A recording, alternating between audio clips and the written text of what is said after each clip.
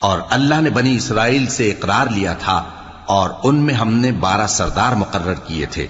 اور اللہ نے فرمایا کہ میں تمہارے ساتھ ہوں اگر تم نماز پڑھتے اور زکوٰۃ دیتے رہو گے اور میرے پیغمبروں پر ایمان رکھو گے اور ان کی مدد کرتے رہو گے اور اللہ کو قرض حسن دو گے تو میں تم سے تمہارے گناہ دور کر دوں گا اور تم کو بہشتوں میں داخل کروں گا جن کے نیچے نہریں بہ رہی ہیں۔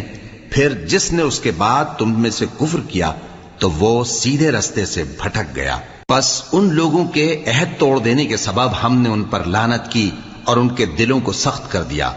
یہ لوگ کلمات کتاب کو اپنے مقامات سے بدل دیتے ہیں اور جن باتوں کی ان کو نصیحت کی گئی تھی ان کا بھی ایک حصہ فراموش کر بیٹھے، اور تھوڑے آدمیوں کے سوا ہمیشہ تم ان کی ایک نہ ایک خیانت کی خبر پاتے رہتے ہو، سو انہیں معاف رکھو اور ان سے درگزر کرو۔ اللہ احسان کرنے والوں کو دوست رکھتا ہے۔